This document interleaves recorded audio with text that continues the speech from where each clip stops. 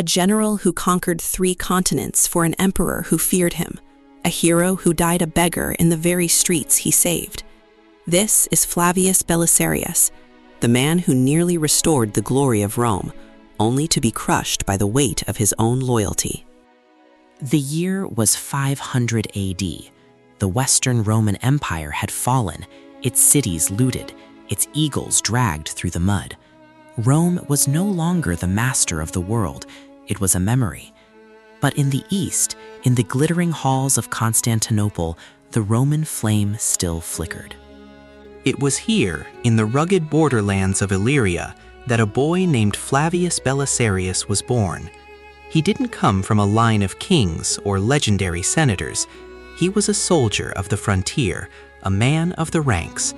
He began his career in the private bodyguard of a rising official named Justinian. It was a partnership that would change the course of human history. When Justinian ascended to the throne in 527, he didn't just want to rule the East, he wanted the world back. He wanted Rome, Africa, and the Mediterranean. But he was a man of the palace, not the sword. He needed a hand to strike his enemies, and he found it in Belisarius. At only 26 years old, Belisarius was given command of the eastern frontier against the Sassanid Persians, the superpower of the age. The Battle of Dara in 530 was his first masterpiece. He was outnumbered and outmatched by a Persian force that considered the Romans weak, but Belisarius didn't play by the old rules. He dug a massive system of trenches to dictate the movement of the Persian cavalry. He used his smaller force with surgical precision, feigning retreats and launching devastating counterattacks. When the dust settled, the invincible Persians were shattered. Belisarius had given the Romans something they hadn't felt in centuries, the belief that they could win.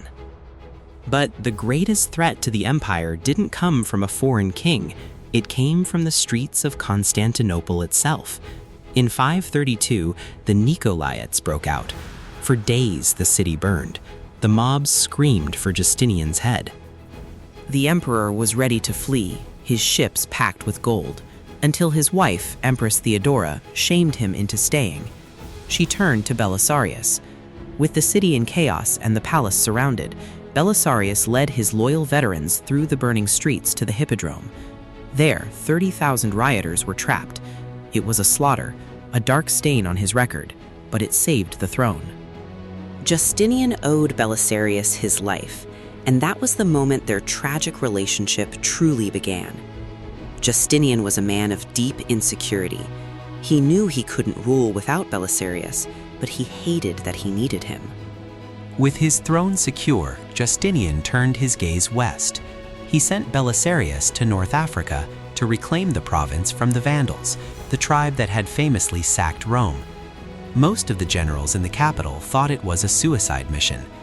Belisarius was given a small fleet and a handful of men to face a kingdom. Yet, within months, he had outmaneuvered the Vandal king Gelimer.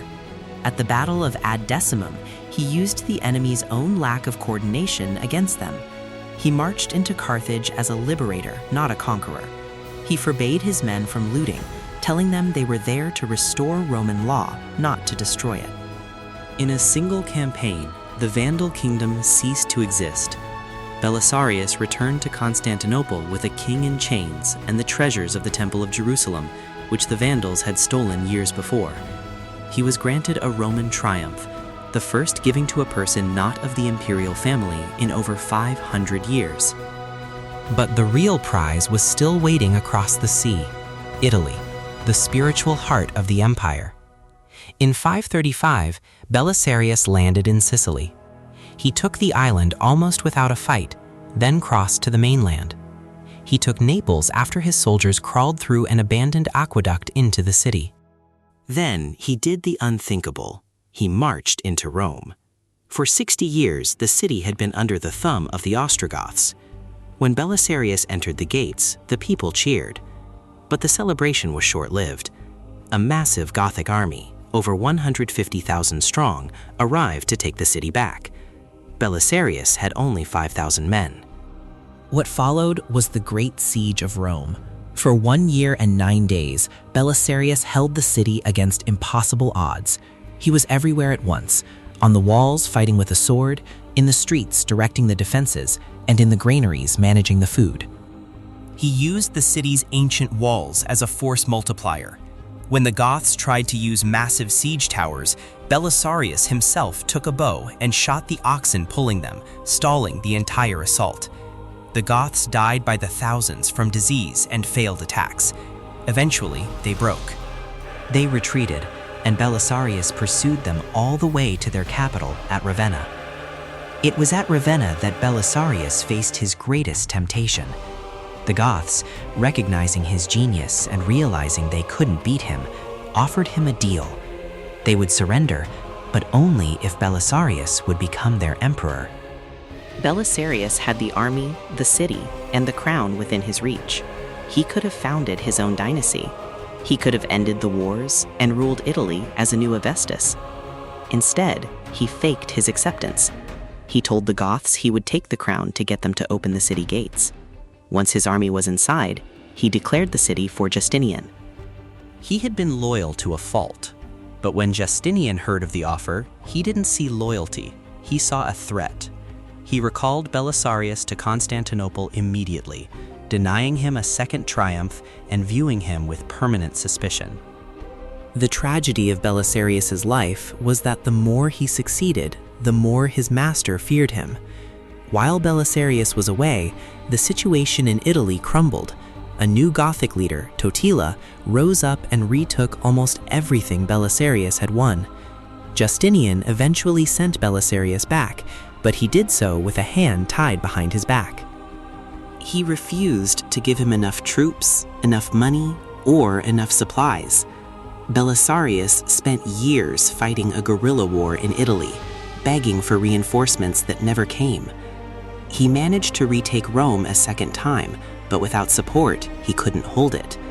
He was eventually recalled again, his work unfinished, his reputation tarnished by the whispers of jealous courtiers.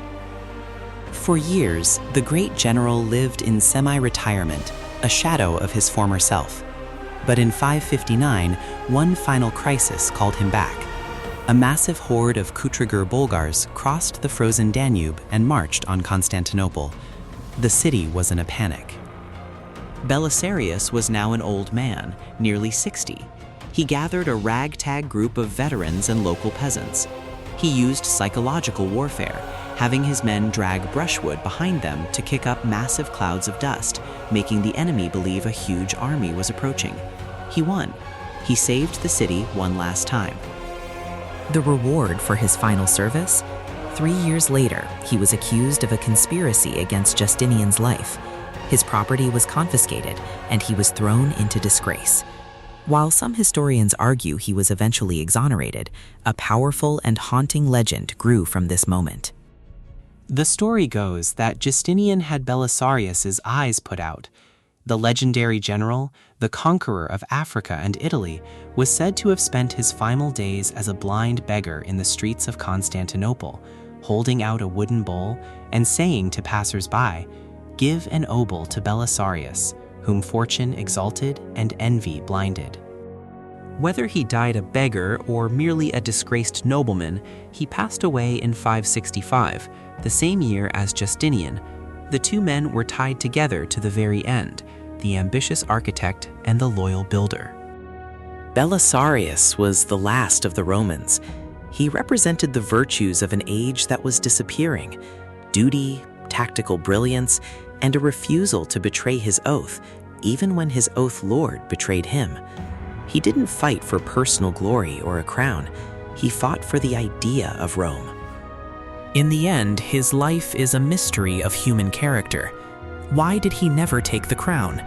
Why did he remain loyal to an emperor who treated him so poorly? Perhaps because he knew that once a general starts making emperors, the empire is already dead. He chose to be a servant of the law rather than a master of the ruins. His legacy is the survival of the Byzantine Empire for another 1,000 years, and the memory of a man who was too great for his own time. If you want more deep dives into the forgotten legends of history, subscribe now.